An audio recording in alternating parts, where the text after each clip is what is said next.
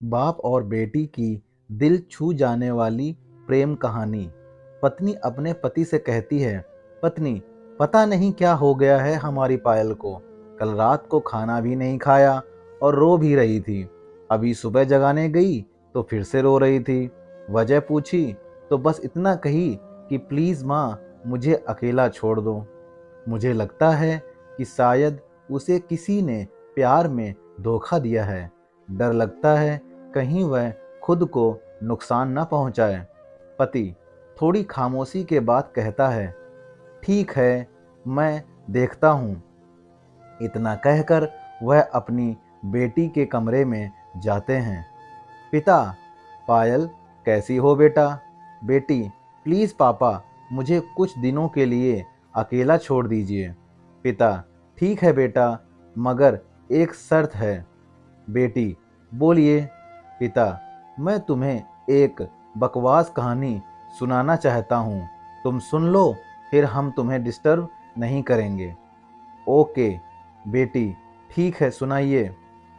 पिता, आज से करीब 20 साल पहले एक राजा हुआ करते थे, बेहद अमीर। उनके दो बेटे थे। बड़ा बेटा बेहद आज्ञाकारी और ईमानदार था। उस राजा को अपने बड़े बेटे पर नाज था। उसकी शादी एक खूबसूरत लड़की से कर दी गई। फिर वह खूबसूरत लड़की, राजा की बड़ी बहू, गर्भवती हुई। घर में खुशियां ही खुशियां छा गईं, मगर राजा की जिद थी कि बेटा ही हो।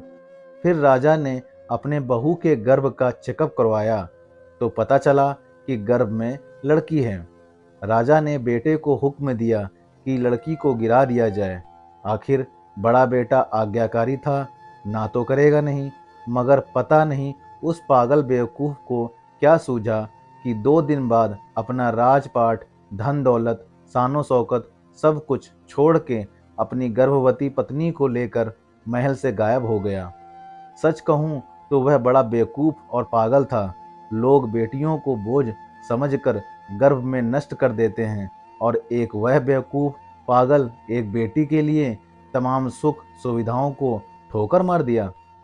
वह बाप की बात मानता तो आज उसकी जगह राजा होता। न जाने वह बेटी के लिए पागल बाप किस हालत में होगा। तभी पायल की माँ वहां आकर कहती है कि वह बेटी के लिए पागल शख्स और कोई नहीं, ये है तेरे पिताजी हैं, जो तुझे अपनी सच्ची कहानी सुना रहे हैं। तू कहती थी ना कि मम्मी, नाना नानी को तो मैंने देख लिया, काश पापा अनाथ ना होते तो दादा दादी का चेहरा भी देख लेती। तेरे पापा अनाथ नहीं हैं। तू बड़ी होकर जिद ना करे दादा दादी से मिलने की, इसलिए तुझसे सच छुपाया गया। फिर तेरे पापा ने तेरे पैदा होने के बाद एक कसम ली कि तेरे अलावा दूसरा संतान फिर कभी नहीं बनाएंगे।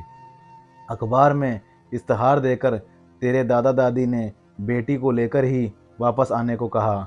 मैंने भी जोर दिया वापस जाने को, मगर तुझे गोदी में उठाकर तेरे पापा ने बस इतना ही कहा, जिस घर में मेरी प्रिंसेस की हत्या का फरमान निकाला गया हो, वहाँ एक राजा कैसे सांसें ले सकता है।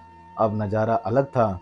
पायल की आंखों में पापा के लिए सम्मान, उनकी मोहब्बत के लिए ढेर सारा प्यार और उनकी कुर्बानी के लिए इबादत करने जी कर रहा था।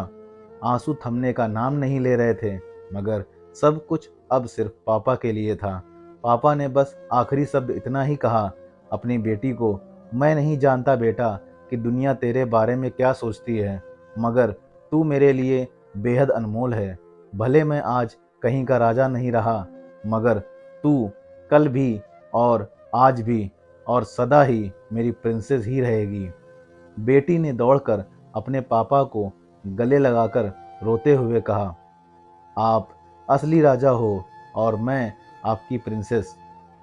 सबकी पलकें गीली थीं, मगर वह एक नई सुबह की शुरुआत थी, जहां प्रिंसेस फिर से अपने सियासत में लौट आई थीं।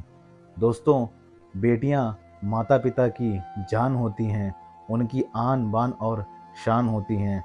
अगर ये छोटी सी कहानी आपको अच्छी लगी हो तो प्लीज़ चैनल को लाइक, सब्सक्राइब और शेयर करें, और बेल आइकन को प्रेस करें ताकि मेरी सारी कहानी आपको नोटिफिकेशन में मिलती रहें।